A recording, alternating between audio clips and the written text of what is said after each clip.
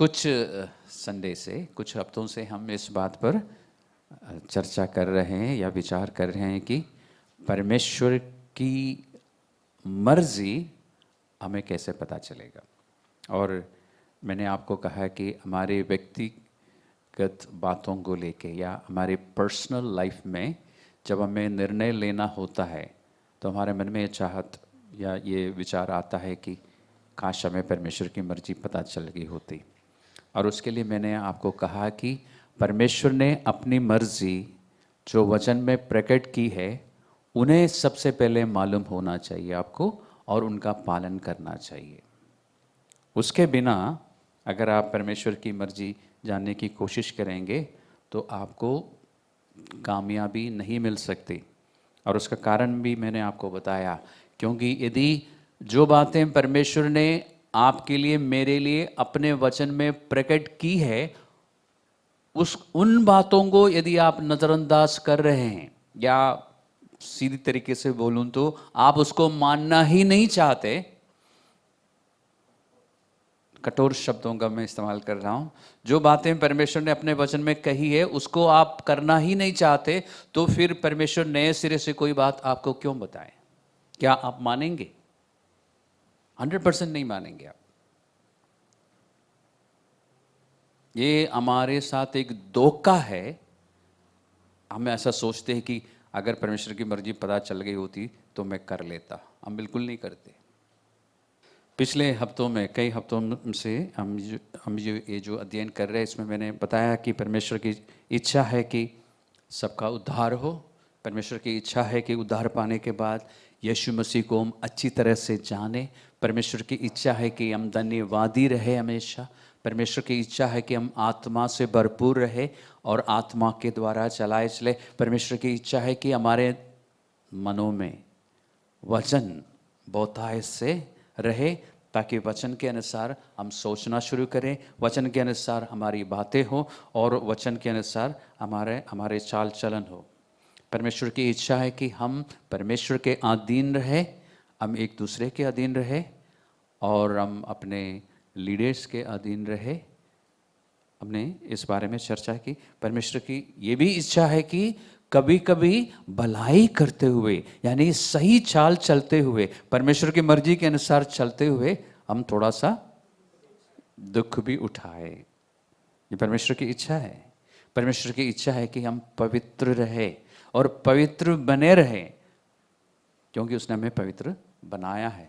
ये सब परमेश्वर की इच्छा है।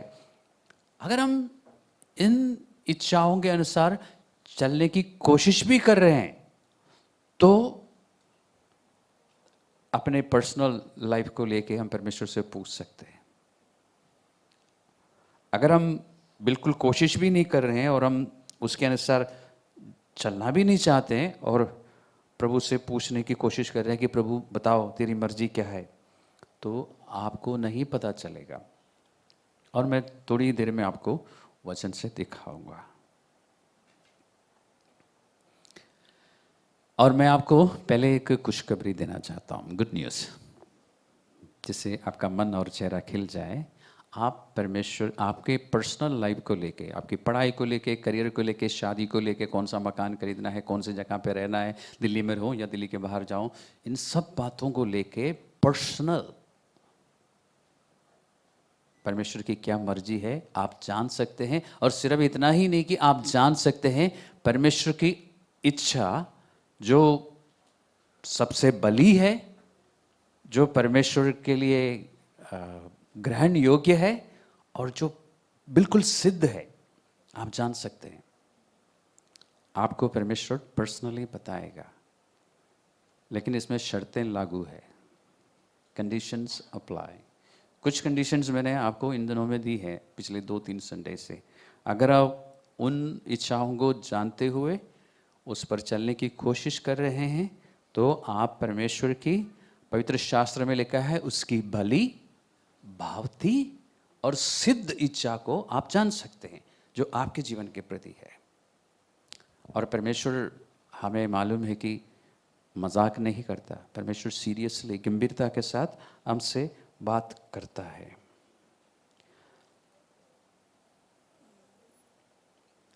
यानी परमेश्वर की नज़र में जो बिल्कुल अच्छा है, जो बिल्कुल सही है, आपकी नज़र में नहीं, दुनिया की नज़र में नहीं, समाज की नज़र में नहीं, परमेश्वर की नज़र में जो बिल्कुल सही है और परमेश्वर की नज़र में जो बिल्कुल ग्रहण योग्य है परमेश्वर के लिए, यानी जिसको परमेश्वर पसंद करता है, दुनिया की रीति से नहीं, और परमेश्वर का जो स्टैंडर्ड है उसके अनुसार जो बिल्कुल परफेक्ट है, जो बिल्कुल सिद्ध है, दुनिया की रीति से नहीं, परमेश्वर आपको बताएगा। लेकिन उसके लिए आपको, मैं अक्सर कहता हूँ ना कि आपकी नींव मजबूत होनी चाहिए, आपकी फाउंडेशन मजबूत होना चाहिए। वचन का अध्ययन के द्वारा, इस पवित्र शास्त्र का सिर्फ पढ़ने के द्वारा नहीं, अध्ययन के द्वारा, क्योंकि जब आप अध्ययन करते हैं तो आप समझने की कोशिश करते हैं, है ना? तब पवित्र आत्मा समझाता है। पवित्र आत्मा जब समझ देता है तो आपको समझ आता है। इस तरह अध्ययन करके, पवित्र शास्त्र को समझ के, उस पर जब आप चलना शुरू करते हैं, एक तो आपकी फाउंडेशन मजबूत हो जाती है, नंबर वन, पहली बात। दूसरी बात, पवित्र शास्त्र का अध्ययन करके उस पे चलने के द्वारा आपको बुद्धि मिलती है, आप समझदार बन जाते हैं। इन दोनों की आपको ज़रूरत है, परमेश्वर की बलि और भावती और सिद्ध इच्छा को समझने के लिए या पकड़ने के लिए, आपके अपने लाइफ को लेके आपकी फाउंडेशन का मजबूत होना ज़रूरी है और बुद्धिमान होना ज़रूरी है। कारण मैं बताता हूँ। जब आप परमेश्वर के वचन का अध्ययन करके परमेश्वर से समझ प्राप्त करेंगे ना, तो सबसे पहले आप परमेश्वर की करुणा को पहचानना शुरू करेंगे। क्या पहचानना शुरू करेंगे? परमेश्वर की करुणा। क्योंकि जिस पुस्तक में ये बात लिखी है कि आप परमेश्वर की भली, भावती और सिद्ध इच्छा को जान सकते हैं, उस किताब में परमेश्वर की करुणा की चर्चा है। इसलिए मैं आपको एक काम दे रहा हूँ, आपको अभी करने की ज़रूरत नहीं, आप लिख लेना, सबके पास है ना लिखने का साधन, आप लिख लेना। रोमियो पहला अध्याय से लेके 11वां अध्याय तक, सिर्फ 11 अध्याय पढ़ना है। ओके, अब जैसे आप पढ़ना शुरू करेंगे आपको नींद आएगी, इसलिए एक चैप्टर पढ़ के थोड़ी देर रेस्ट कर लेना, फिर दूसरा अध्याय पढ़ना, फिर तीसरा पढ़ना। आज से पढ़ना शुरू करना।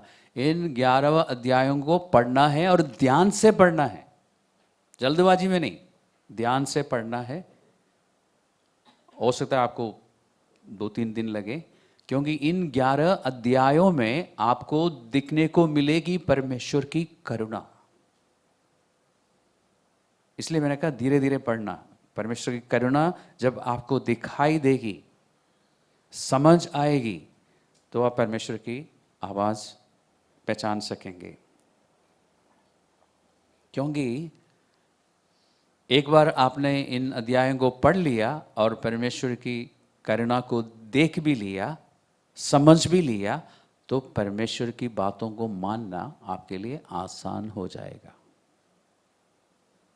तो 11 अध्यायों को पढ़ना है, लेकिन समय लेके पढ़ना है। आप परमेश्वर की बात मानना शुरू करेंगे, तब आपकी नींव जो है मजबूत हो जाएगी। तब आप परमेश्वर की बातों को मानेंगे। जैसे कि आपके लिए झूठ बोलना मुश्किल हो जाएगा, किसी को धोखा देना मुश्किल हो जाएगा आपके लिए, बेईमानी करना बहुत कठिन हो जाएगा आपके लिए, चोरी करना बहुत मुश्किल होगा आपके लिए।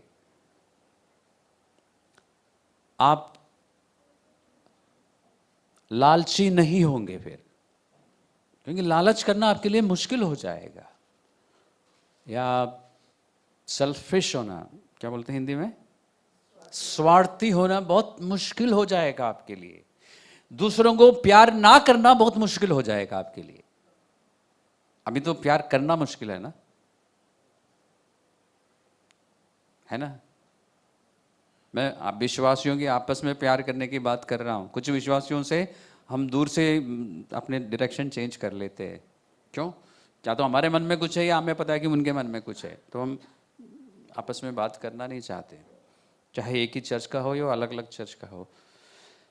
लेकिन जब करुणा समझ आती है ना, तो प्यार ना करना हमारे लिए मुश्किल हो जाता है और हम दूसरे लोगों का फायदा नहीं उठाएंगे। हम धार्मिकता के साथ चलना शुरू करेंगे और जो विश्वासी, हमारे अपने चर्च की बात कर रहा हूं, जो हमसे कमजोर हैं, हम उनको सहना शुरू करेंगे। बर्दाश्त करना, सहने से भी ज़्यादा समझ आता है। कुछ विश्वासियों को हम नहीं बर्दाश्त कर पाते, है ना? लेकिन जब परमेश्वर की करुणा हमें समझ आती है तो बर्दाश्त करना आसान हो जाता है। बदला लेने की भावना हमसे दूर रहेगी और माफ करना बहुत ही आसान होगा। कब? जब आप परमेश्वर की करुणा को समझ लेंगे। तो अभी फिलहाल समझ लेना है कि हम सब करुणा करुणा का शोर मचाते हैं। आप इन अध्यायों को पढ़िए और इस होमवर्क को सीरियसली लेना। सब लोग पढ़ेंगे अपनी अपनी अपनी भाषा में, हिंदी या इंग्लिश में, या जो लोग दोनों लैंग्वेजेस में पढ़ते हैं दोनों में पढ़ लेना, अच्छी तरह समझ आएगा। परमेश्वर की करुणा को समझ लीजिए, परमेश्वर की आज्ञाओं को मानना आपके लिए आसान हो जाएगा। इसलिए आप घर जाके आज से पढ़ना शुरू करेंगे, अच्छी तरह से पढ़ेंगे। ओके? उसके बाद मैंने कहा कि जब फाउंडेशन मजबूत हो तो फाउंडेशन के बाद क्या बनाते हैं हम? फाउंडेशन के बाद बिल्डिंग ही तो बनाते हैं, लेकिन दीवार से भी पहले कुछ है, पिलर्स। तो फाउंडेशन परमेश्वर का वचन है और जो पिलर से जो खंभे हैं वो है बुद्धिमानी या समझदारी, वो आपको मिल जाएगी। यीशु मसीह ने हमारे जीवन की तुलना किसी से, बहुत सारी चीज़ों से की है। उनमें से एक है, प्रभु यीशु मसीह ने कहा कि हमारा जीवन जो है एक मकान के समान है। मत्ती रचित सुसमाचार का 7वां अध्याय को खोलिए, मैथ्यू चैप्टर 7 वर्स 21, 24वें पद में यीशु मसीह ने कहा, और मैं चाहूंगा कि आप देखें और सुने भी। आप खुद अपने बाइबल्स में देखिए, मैथ्यू 7:24, 7:24, और मैं आपके लिए हिंदी में पढ़ देता हूं। इसलिए जो कोई मेरी ये बातें सुनकर, अब ध्यान से सुनना, मेरी ये बातें, और ध्यान से देख भी लेना, मेरी ये बातें सुनकर उन्हें मानता है, वह उस बुद्धिमान मनुष्य की नाई ठहरेगा जिसने अपना घर चट्टान पर बनाया। यीशु मसीह की बातों को सुनना काफी नहीं है, पढ़ना काफी नहीं है, मानना है। Therefore, everyone who hears these words of mine and puts them into practice, जो उसको उसके अनुसार चलता हो, he is like a wise man who built his house on the rock. तो चर्च में आके सुनना काफी नहीं है, घर में बैठ के बाइबल पढ़ना या ऑडियो बाइबल से सुनना काफी नहीं है, उसके अनुसार चलना है। इसलिए मैंने कहा कि पहले आप वचन को पढ़ेंगे, समझेंगे और चलना शुरू करेंगे। चलते चलते आपकी नींव मजबूत हो जाएगी और आपके पिलर्स जो है, खंबे जो है, आपके जीवन रूपी मकान के खंबे जो है खड़े हो जाएंगे। उसके ऊपर आप फिर बना सकते हैं। उसके बाद आप परमेश्वर से सीधा सुन सकते हैं, उससे पहले नहीं। अब आपके मन में ये बात चल रही होगी कि उससे पहले क्यों नहीं, है ना? क्योंकि हम हमेशा एंड में पहुंचना पसंद करते हैं, है ना? मूवी देखते हुए भी हम जल्दी जल्दी चलाते हैं, अरे आखिर में हुआ है क्या है। हमारे पास इतनी पेशेंस नहीं है। अब पहले था, पहले मूवी हॉल में जाके हम 2 घंटे बैठते थे आराम से, है ना? इंटरमिशन में बाहर निकल के पॉपकॉर्न वगैरह खाते थे, फिर अंदर आके बैठते थे। अब नहीं है, अब जल्दी जल्दी चलाते, देखते हैं एंड में हुआ है क्या, चलो यार ठीक है, इतना काफ़ी है। हम हर चीज़ को बाईपास करके उस मंजिल तक पहुंचना की कोशिश करते हैं, लेकिन परमेश्वर कहता है धीरज रखो, पहले फाउंडेशन को मजबूत करो, पिलर्स खड़े होने दो, उसके बाद हम बनाएंगे।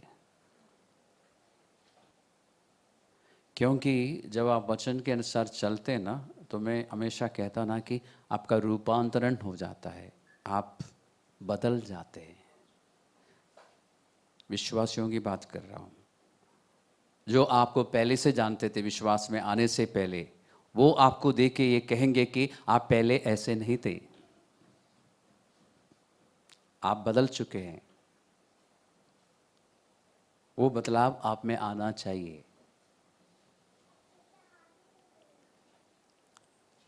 तब ये संभव होगा कि आप परमेश्वर की भली, भावती और सिद्ध इच्छा को जान सके। ये कहाँ लिखा है?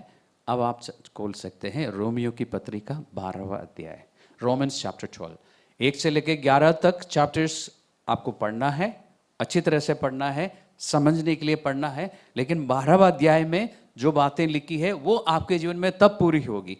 आप देखिए रोमन्स चैप्टर 12 वर्स 2, दूसरा पद 12वां अध्याय का, हिंदी में लिखा है, और इस संसार के सदृश्य ना बनो। आप बिल्कुल भी नहीं बनेंगे। जब 11वां अध्याय को पढ़ के आप उसकी करुणा को समझेंगे और उसकी आज्ञाओं को मानना शुरू करेंगे, तो आपके अंदर इस संसार के अनुसार चलने की चाहत नहीं होगी। You won't have that desire to copy the world, the customs and practices of the world. आपके अंदर वो इच्छा होगी नहीं। Don't copy the behaviour and customs of this world, इसमें लिखा है, आपके अंदर बिल्कुल भी इच्छा नहीं होगी। But let God transform you into a new person by changing the way you think. कि परमेश्वर को अनुमति दो कि वो आपको एक नया इंसान बनाए, आपके विचारों में और चाल चलन में। अंदर से तो आप नया बन चुके हैं, लेकिन अब आपके थॉट प्रोसेस में और आपके चाल चलन में आप एक नया इंसान बन जाए, इसके लिए परमेश्वर को आप अनुमति दो। वो कैसे देंगे आप? उसकी बातों के अनुसार चलते हुए। तब लिखा है जिससे, किससे? इस संसार के अनुसार ना चलते हुए, परमेश्वर को अनुमति देते हुए, ताकि वो आपको बदल सके। आप परमेश्वर की, पढ़िए, आपकी बाइबल में है ना, पढ़िए, भली, भावती और सिद्ध इच्छा अनुभव से मालूम करते रहो। इंग्लिश में बोलूं तो कंटिन्यूअस टेंस में लिखा ना, करते रहो, यानी कि एक बार होगा। करते रहो, जब तक आप जीवित हैं, आप परमेश्वर की भली और भावती और सिद्ध इच्छा को अपने सपनों में नहीं, ख्यालों में नहीं, अनुभव से, you will experience, continually experience his good, acceptable and perfect will. यानी जब जब आपको मालूम करना है, आपको मालूम पड़ेगा। आप एक्सपीरियंशली, यानी अनुभव के साथ आप जानेंगे कि यही परमेश्वर की अच्छी इच्छा है, भली इच्छा है, ये परमेश्वर को भावती है, और ये उसकी इस समय की मेरे जीवन को लेकर परफेक्ट विल है, सिद्ध इच्छा है। ये एकदम नहीं मिलेगी आपको जैसे हम चाहते हैं कि आंख बंद करके बैठ गए और एकदम मिल जाए, नहीं मिलेगा। और ये गलती अक्सर विश्वासी करते हैं। और गलती क्यों है मैं आपको बताऊंगा। तो ध्यान रखना, परमेश्वर क्योंकि चाहता है। आप रोमियो की पत्री में है ना, तो कुछ पन्नों को पलटने के बाद आप 8वां अध्याय में आएंगे, चैप्टर 8, उसमें से मैं दिखाता हूं परमेश्वर की इच्छा क्या है आपके लिए और मेरे लिए। ये जो मैं शोर मचाता ना, ट्रांसफॉर्मेशन, रूपांतरण, मैं दिखाना चाहता हूं, ये परमेश्वर की इच्छा है। यानी सिर्फ इच्छा ही नहीं, दैट इज आवर डेस्टिनी। हर विश्वासी के लिए ये आपकी और मेरी मंजिल है, एक विश्वासी होने के नाते। 8वां अध्याय का 29वां पद को पढ़िए, चैप्टर 8 वर्स 29, क्योंकि जिन्हें उसने पहले से जान लिया उन्हें पहले से ठहराया भी है, 8:29, 8 का 29, कि वे उसके पुत्र के स्वरूप में हो। मेरे लिए और आपके लिए परमेश्वर की क्या इच्छा है? हम परमेश्वर के पुत्र यानी यीशु मसीह के समान बन जाए। For those God foreknew, he also predestined to be conformed to the image of his son. यानी आपको देखने वाले आपको यीशु मसीह दिखे। ये अभी हम सपनों की दुनिया में नहीं है। This is not Alice in Wonderland. Okay, reality बता रहा हूं, ये परमेश्वर की इच्छा है। हम पढ़ के निकल जाते हैं, हाँ जी एक दिन होगा, नहीं होगा, ऐसा नहीं होगा। और ये इस जीवन में होना है, रैप्चर के बाद नहीं, यीशु मसीह के साथ स्वर्ग में जाने के बाद की बात नहीं, अभी होना है, लास्ट डे में नहीं। चलो मेरा ग्रेजुएशन होगा, उसके बाद नौकरी लगी, शादी होगी, बच्चे होंगे और 60 साल के रिटायरमेंट के आसपास में कर लूंगा, नहीं होगा, अभी से करना है। जो रिटायरमेंट के आसपास की एज में उद्धार पाते हैं उनके लिए ठीक है वो, क्योंकि वो उससे पहले परमेश्वर की संतान नहीं थे वो। लेकिन आप गलती से पहले से मान लिया, यीशु मसीह को ग्रहण नहीं किया, तो अभी से आपको उस काम में लगे रहना चाहिए, क्योंकि इसमें समय लगता है। क्योंकि मैंने देखा है, कुछ समय तक परमेश्वर के वचन के अनुसार चलने के बाद, चर्च में रह के सीखने के बाद आपको ऐसा लगता है कि अब मैं बहुत अच्छा हो गया हूं, ऐसा लगता है। और तब पता लगता नहीं, अभी बहुत सारी कमियां हैं, नई नई चीज़ें सामने आती है, फिर उसको ठीक करने के बाद आपको अब मैं ठीक हो गया हूँ, अच्छा बच्चा बन गया हूँ, तब नई और नई चीज़ें सामने आती है जो नहीं है थी पुरानी है, मतलब काफ़ी टाइम से आपके जीवन में थी लेकिन सामने नहीं आई थी। और आपको पता चलता है कि 30 साल यूं ही खत्म हो गए, अभी बहुत कुछ ठीक होना बाकी है।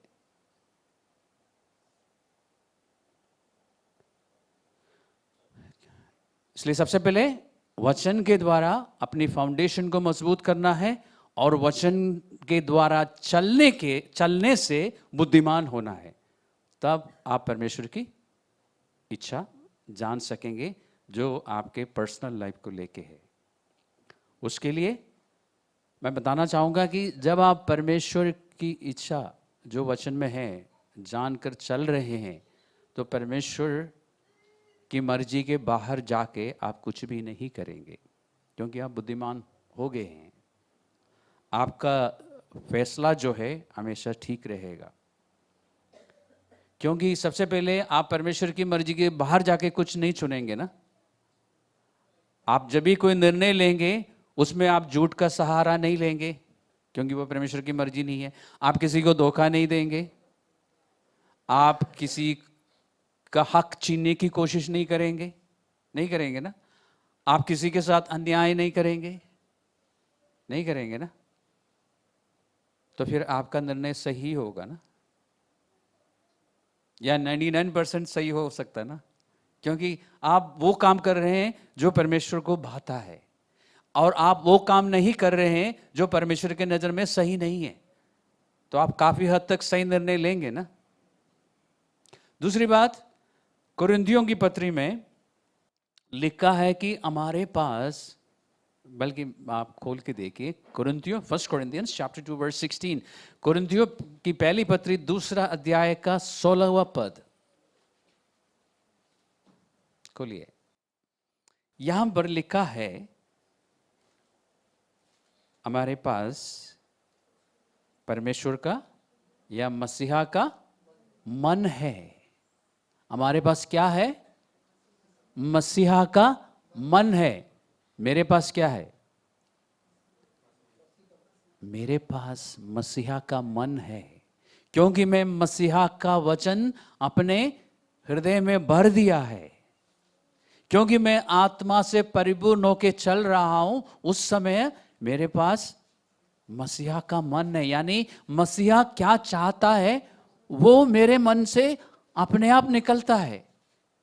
कई बार आप सही निर्णय लेंगे और आपको पता भी नहीं चल रहा होगा कि आपने सही निर्णय लिया है, आपने वो किया है जो परमेश्वर आपसे चाहता है, क्योंकि आप ऑटोमेटिकली परमेश्वर की मर्जी के अनुसार चलने की आदत बना डाली है। कैसे? वचन के अनुसार चलते हुए, बुद्धिमानी के साथ काम करते हुए आपकी आदत हो गई है। आप जब निर्णय लेते हैं वो हमेशा सही होते हैं, क्योंकि आपके पास मसीहा का मन है। We have the mind of Christ. एक और बात दिखाता हूँ, एक और वर्स जो आपको बहुत ही परिचित है। भजन 37 का 4, 37 Psalm वर्स 4, उसमें लिखा है यहोवा को अपने सुख का मूल जान। है बहुत ही मतलब क्या है, हाई लिटरेचर में लिखा है। साधारण हिंदी में परमेश्वर में मगन रहो, delight yourself in the Lord अंग्रेजी में। आगे क्या लिखा है? गलत पढ़ रहे हो आप, सारे कहां लिखा है उसमें? कुछ कुछ लिखा है। वो तेरे मनोरथों को लिखा है ना पूरा, मतलब delight yourself in the Lord and he will grant you the desires of your heart. आपके मन में जो चाहते हैं, जो आपकी ख्वाहिश है, उसको वो पूरा करेगा। कब? जब आप उसमें मगन हो। आप प्रभु में मगन कैसे होते हैं? प्रभु की बातों के अनुसार आप जब चल रहे हैं, आप प्रभु में मस्त है। साधारण हिंदी में जब आप प्रभु में मस्त है तो फिर आपके अंदर जो इच्छाएं होगी वो हमेशा सही होगी, इसलिए वो पूरा करेगा। आप परमेश्वर की मर्जी के बाहर जाकर कुछ उससे नहीं मांगेंगे। क्यों? क्योंकि आपके पास उसका मन है। आप जानते हैं कि परमेश्वर को क्या अच्छा लगता है और क्या नहीं अच्छा लगता है। आप ये नहीं चाहेंगे ना कि आपके दुश्मन जल्दी मर जाए, आप नहीं चाहेंगे। क्यों? क्योंकि परमेश्वर की इच्छा से आप इतना परिचित है, आप नहीं चाहेंगे कि जो आपके खिलाफ काम कर रहे हैं वो उसके साथ कुछ हो जाए। आप नहीं चाहेंगे। आप देख रहे हैं परमेश्वर की इच्छा को जानना कितना, आपको पूछने की भी जरूरत नहीं है। आप अपने आप ऐसा ही करेंगे जैसे परमेश्वर चाहता है। इसके लिए मैं कहता हूं योर हैबिचुअली सुपरनैचुरल। आदतन आप परमेश्वर की मर्जी के अनुसार चल रहे हैं, इसलिए आपके मुंह से निकलती बातें और आपके द्वारा जो काम होते हैं, आपके हाथों के काम जो है हमेशा सही होंगे। लेकिन हम फिर भी चाहेंगे कि परमेश्वर हमसे बात करे, है ना? परमेश्वर बात करता है, उसके लिए आपको थोड़ा सा समय देना होगा। पवित्र आत्मा हमारे हृदय में हमसे बात करता है, लेकिन उसे पहचानने के लिए आपको ये सब कुछ करना चाहिए। क्या? वचन पढ़ के अपनी नींव को मजबूत करना है और खंभों को खड़ा करना है, बुद्धिमान बनना है। क्योंकि सिर्फ पवित्र आत्मा ही नहीं, दुष्ट आत्माएं भी हमसे बात करती है। सुन लिया आपने? सिर्फ पवित्र आत्मा ही नहीं, और मैं विश्वासियों की बात कर रहा हूं, विश्वासियों से सिर्फ पवित्र आत्मा ही नहीं, दुष्ट आत्माएं भी बात करती है। और फिर आपके हृदय में कई बार आपकी अपनी इच्छाएं भी बातें करती है। अब 3 हो गए ना? आप पहचानेंगे कैसे? और आपकी अपनी इच्छा हमेशा आपको लगेगा कि यह परमेश्वर की इच्छा होगी, आपको ऐसा लगेगा। और शैतान जो बातें करता है वो भी आपको लगेगा कि हाँ ये शायद परमेश्वर, क्योंकि मैं सोच नहीं रहा था। आप सोच नहीं रहे थे, इसलिए गारंटी है कि परमेश्वर ही बात कर रहा है। मैं इसको लेके प्रार्थना कर ही नहीं रहा था, लेकिन मुझे मेरे मन में एकदम ये बात आई, इसलिए वो पवित्र आत्मा की ओर से होगी। कुछ कुछ समझ आ रहा है ना? आप पहचानेंगे कैसे इन तीनों में से कौन पवित्र आत्मा है? कैसे पहचानेंगे? अगर आपकी नींव मजबूत है और यदि आप बुद्धिमान हैं परमेश्वर के वचन के अनुसार चलने के कारण, तो आप पहचान सकेंगे, पकड़ सकेंगे आप एकदम कि ये पवित्र आत्मा नहीं है। क्योंकि जिसको आप जानते हैं ना वचन के द्वारा, परमेश्वर को कैसे हम पहचानते हैं? उसके वचन के द्वारा। पवित्र आत्मा को कैसे हम पहचानते हैं? इस वचन के द्वारा। जिसको आप पहचानते हैं ना, उसकी आवाज आप पकड़ लेंगे। क्योंकि उसका स्वभाव आप जानते हैं, उसका नेचर आप जानते हैं। इसलिए आप पकड़ पाएंगे, समझ पाएंगे कि ये जो बात मुझ तक पहुंच रही है ये पवित्र आत्मा नहीं हो सकता, क्योंकि ये पवित्र आत्मा के स्वभाव से बिल्कुल हटके है। हम लोग क्या गलती करते हैं, हम लोग प्रेयर के लिए थोड़ी देर बैठ जाते हैं, आंखें बंद करते हैं, जो कुछ भी हमें लगता है हम कहते हैं हाँ मुझे प्रेयर में ऐसा लगा।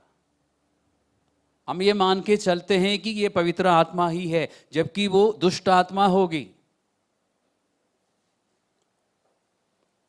और मेरा एक सवाल रहता है, पवित्र आत्मा ने जो बातें वचन में कही है उसके अनुसार जब हम चल ही नहीं रहे हैं तो पवित्र आत्मा नए सिरे से क्यों हमसे बात करेगा? नंबर 1। नंबर 2, आप पहचान नहीं सकेंगे। क्यों? क्योंकि आप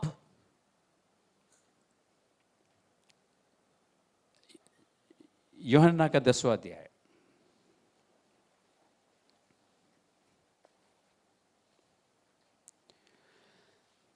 यदि आपसे, मैंने आपको कहा ना कि आप पवित्र आत्मा की बात सुन नहीं सकेंगे, कारण इसलिए नहीं कि पवित्र आत्मा आपसे बात करना नहीं चाहता, कारण ये नहीं है कि पवित्र आत्मा आपसे बात नहीं कर रहा है, कारण ये है कि आप पहचान नहीं पाएंगे। पवित्र आत्मा अभी भी आपसे बात कर रहा होगा लेकिन आप पहचान नहीं सकेंगे। क्यों? क्योंकि आपने पवित्र आत्मा की बातें जो वचन में है, जो आप बाइबल में पढ़ते हैं, जो आप टीचिंग में सुनते हैं, उसको आप हमेशा या ज्यादातर इग्नोर मारते हो, है ना? इग्नोर मारना सबको समझ आता है ना? आप इग्नोर मारते हो, आप अपनी इच्छा को हमेशा ऊपर रखते हो, इसलिए आपकी आदत हो गई अपनी इच्छा के अनुसार चलना, अपनी इच्छा को सुनना आपकी आदत हो गई, और शैतान की इच्छा को सुनना आपकी आदत हो गई, लेकिन परमेश्वर की इच्छा सुनना की बिल्कुल भी आपको प्रैक्टिस नहीं है, आपने कभी सुना नहीं है, तो आप कैसे पहचानेंगे? और ये मैं नहीं कह रहा हूं, यूहन्ना का 10वां अध्याय को खोलिए, the 10th chapter of the book of John. उसमें प्रभु यीशु मसीह ने उन लोगों से बात करते हुए जिन्होंने यीशु मसीह की बात पर विश्वास नहीं किया, बल्कि विश्वास नहीं कर सके। यह नहीं कि उन्होंने विश्वास नहीं किया, यीशु मसीह ने कहा कि तुम मेरी बातों पर विश्वास नहीं कर सकते हो क्योंकि तुम मुझे नहीं जानते हो, मुझे नहीं पहचान रहे हो। 10वां अध्याय का 3रा पद को पढ़िए, या पहले पद से ही पढ़ना शुरू कीजिए, अच्छा है, कॉन्टेक्स्ट में पढ़ना हमेशा अच्छा है। पढ़िए।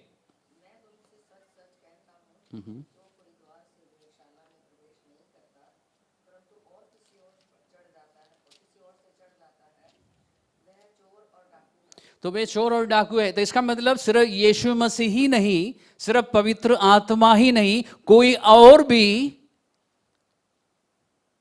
कूद के, गेट के द्वारा नहीं, दीवार कूद के आपके दिमाग के अंदर आपसे बात कर सकता है। और वो कौन है? वो चोर का चोर के लिए दूसरा नाम क्या है? शैतान। तो शैतान भी आपसे बात करेगा। आगे बढ़िए।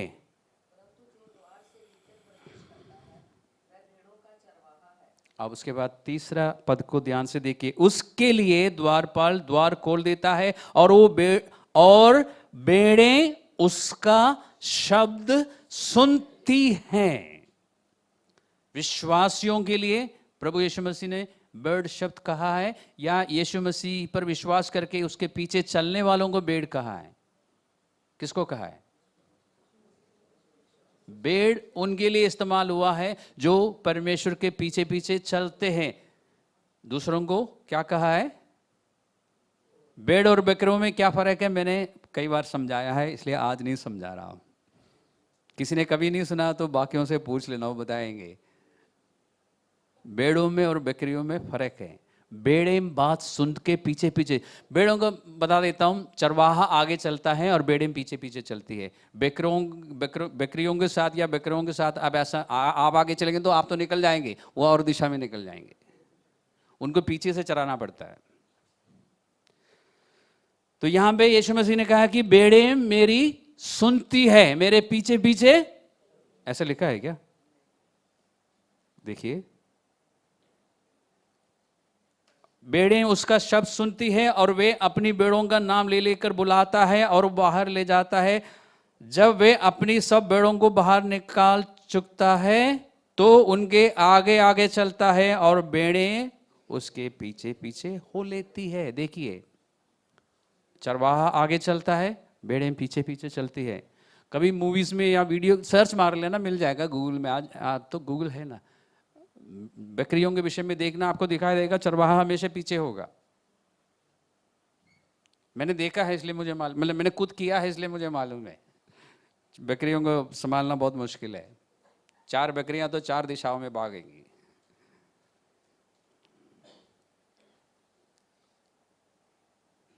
तो तीसरा पद में हमने क्या पढ़ा कि यीशु मसीह की भेड़ें जो है उसकी सुनती है, यानी पहचानती है। डिसाइपल्स जो वचन में चलते रहते हैं वो यीशु मसीह की आवाज को पहचान सकते हैं, सारे नहीं कर सकते। और चौथे पद में हमने क्या पढ़ा, वो उसके आगे आगे चलता है और भेड़ें उसके पीछे पीछे हो लेती है। कारण क्या है? क्योंकि वे उसका शब्द पहचानती है। अब दूसरी बार देख रहे हैं ना, उसका शब्द पहचानती है, उसका शब्द जानती है, सुनती है। लेकिन परमेश्वर ने अभी कमी नहीं छोड़ी। एक बार और पढ़ेंगे हम इस बात को। 5वां पद, परंतु वे पराये के पीछे नहीं जाएंगी परंतु उससे बहाएंगी, क्योंकि वे परायों का शब्द नहीं पहचानती। उन्हें, अगर आप वचन में मजबूत है और वचन के द्वारा आप बुद्धिमान बन गए हैं, तो जब प्रार्थना में आपको कुछ सुनाई देता है ना, आप एकदम पहचान सकेंगे कि ये यीशु मसीह नहीं है। अपरिचित शब्द होगा, आपको इसमें कोई गड़बड़ है, ये मेरा प्रभु का शब्द नहीं है।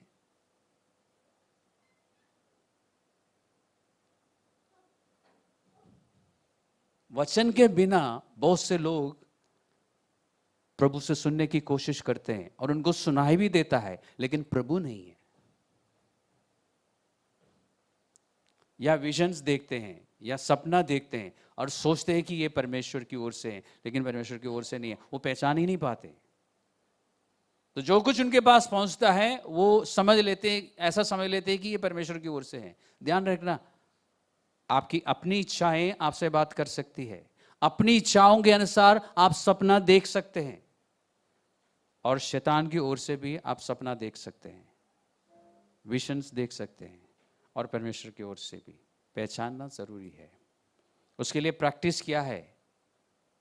वचन पढ़ो, वचन को समझो, वचन का पालन करो, बुद्धिमान बन जाओ, आप रिकॉग्नाइज कर पाएंगे। इसके बाद इसी अध्याय में 27वें पद में यीशु मसीह ने कहा कि मेरी भेड़ें मेरा शब्द सुनती है। लेकिन अब इस पूरा अध्याय को एक बार पढ़ना और अच्छी तरह समझ आएगा। मैं हमेशा कहता ना, कॉन्टेक्स्ट में पढ़ना, संदर्भ में पढ़ना। इसका 26वां पद में यीशु मसीह ने उन यहूदियों से जिन्होंने विश्वास नहीं किया कहा कि परंतु तुम इसलिए विश्वास नहीं कर सकते क्योंकि मेरी भेड़ों में से नहीं हो। तुम चर्च में जरूर हो लेकिन तुम भेड़ नहीं हो मेरी, इसलिए तुम क्या नहीं कर पा रहे हैं। देखिए क्या लिखा है। सुन तो लिया, कानों से सुन तो लिया, लेकिन विश्वास नहीं कर पा रहे हैं। विश्वास करने का मतलब क्या है? प्रभु की बातों को मान नहीं पा रहे हैं, उसके अनुसार चल नहीं पा रहे हैं। तो ये विश्वासियों की बात हो रही है ना। चर्च में है, प्रभु की बातें नहीं मान रहे हैं, इसलिए प्रभु कह रहा है कि तुम मेरी भेड़ों में से नहीं हो, अभी तुम बकरे हो। क्योंकि मेरी भेड़ें मेरी सुनती है, मुझे पहचानती है, और वो परायों की बात नहीं पहचानती, दुष्ट आत्माओं की बातों की ओर अपना कान नहीं लगाती, या विश्वासी नहीं लगाते। उनसे क्या करते हैं वो? विश्वासियों की बात भूल गए इतनी जल्दी? वापस 5वें पद में जाइए ना। क्या लिखा है?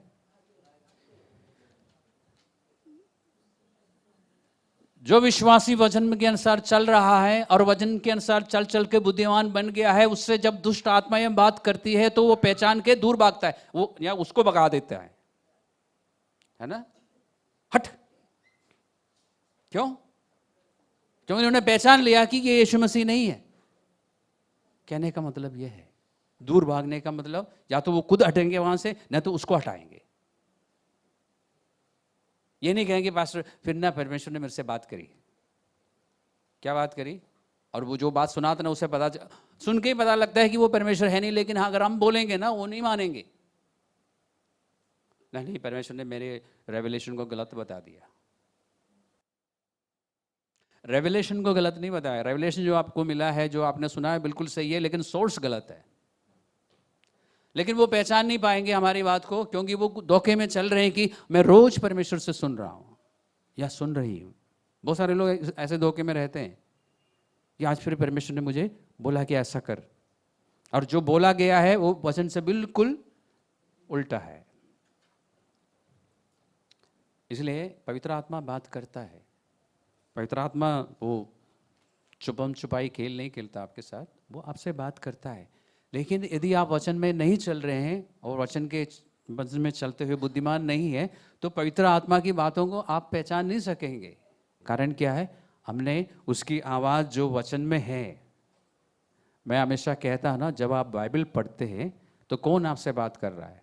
पास्टर जेम्स नहीं कर रहा ना? कौन बात कर रहा है? पवित्र आत्मा बात कर रहा है। उस बात को आप इग्नोर मारते हैं, आप करना ही नहीं चाहते, तो फिर इसलिए आप उसकी आवाज़ से वाकिफ नहीं है, परिचित नहीं है।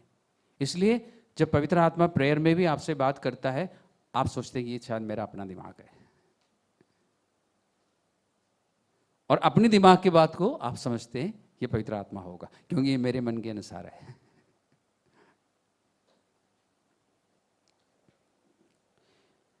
इसके लिए एक उपाय है।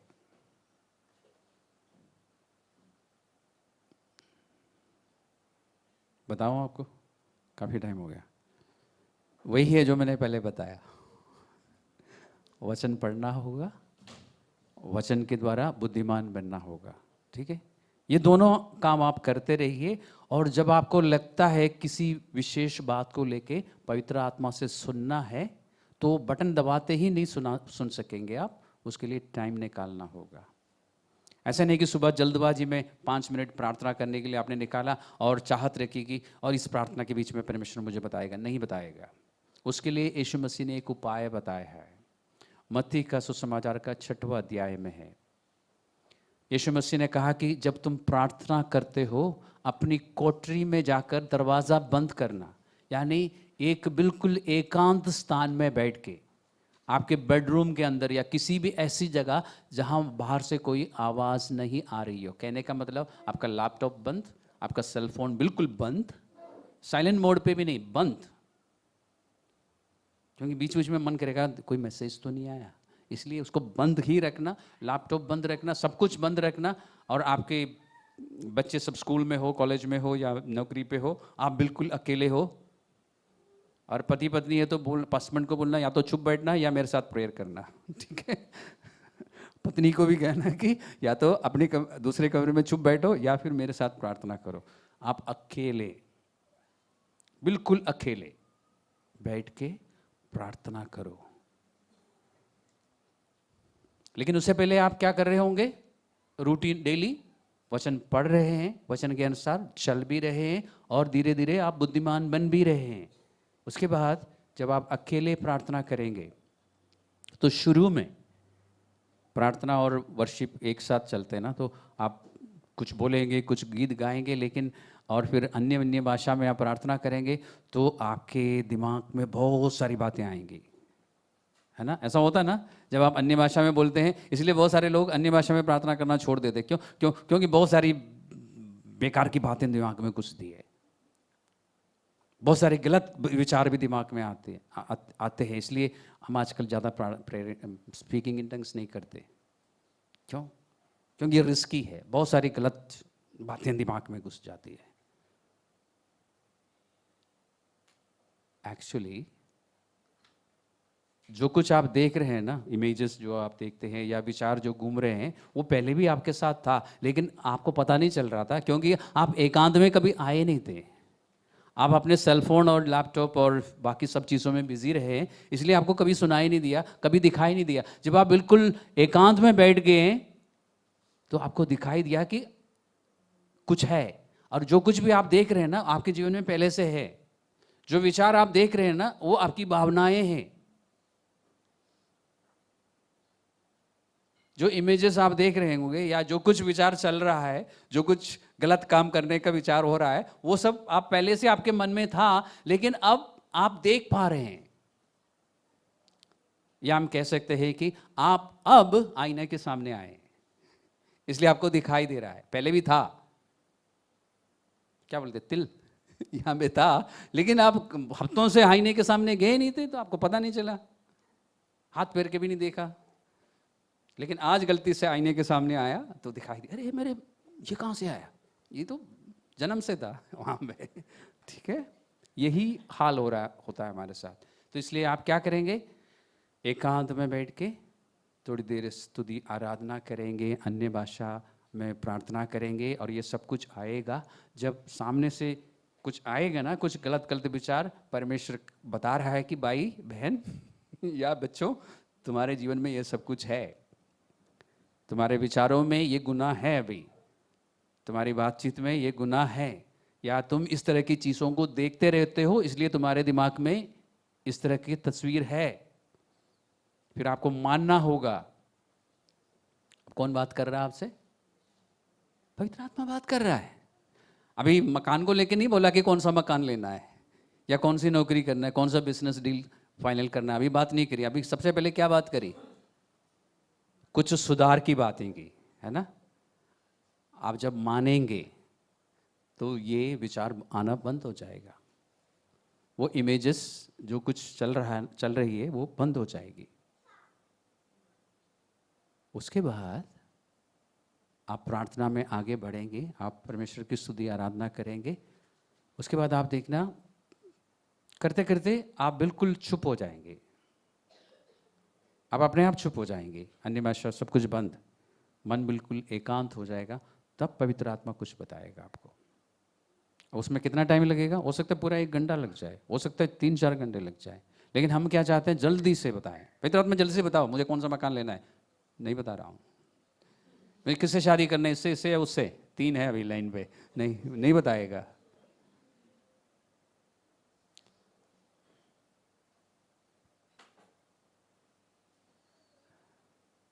तो आपको आज पता चला ना, पवित्र आत्मा बात करता है, लेकिन उसके लिए कुछ तैयारियां करने की ज़रूरत है। वचन के अनुसार चलते रहिए, वचन में चलने के द्वारा बुद्धिमान बनिए, यानी अपनी नींव को ठीक करिए, मजबूत करिए, कंपों को मजबूत करिए। उसके बाद जब आप एकांत में प्रार्थना करेंगे, समय देंगे सुनने के लिए, तब परमेश्वर एकदम नहीं बताता। कुछ रुकावटें हैं आपके जीवन में, कुछ हर्डल्स हैं, उसको क्रॉस करने के बाद पवित्र आत्मा बताएगा, अब बाय द वे तुम इस लड़की से शादी करो, ये सही है, या इस लड़के से शादी करो, वो एंड में बताएगा। लेकिन हमारे पास इतना समय है? निकालना होगा, धीरज रखना होगा। तो जो जहाँ से हमने शुरू किया था, हमारे व्यक्तिगत जीवन के फैसलाओं को लेके पवित्र आत्मा से, परमेश्वर से सुनने के लिए आपको ये सब कुछ करना होगा।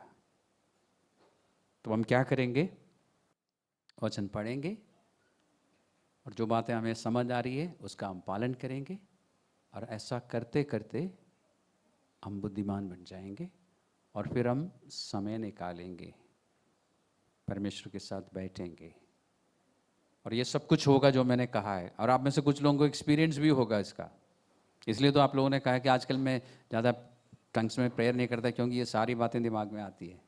अब आपको समझ आया ना कि क्यों आती है।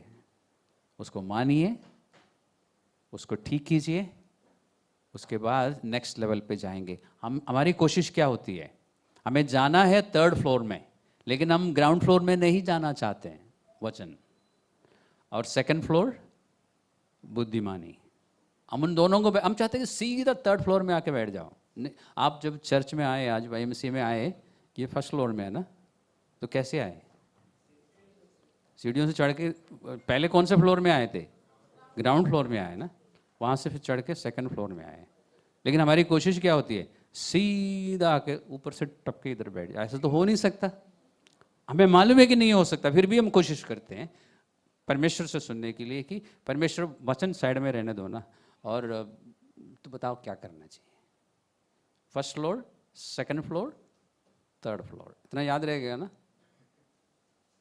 1st फ्लोर ये है, 2nd फ्लोर वो बुद्धिमानी है जो परमेश्वर से मिलती है, 3rd फ्लोर तब होगा, तब आप साफ सुन सकेंगे और आपको पता चलेगा कि ये पवित्र आत्मा ही बता रहा है।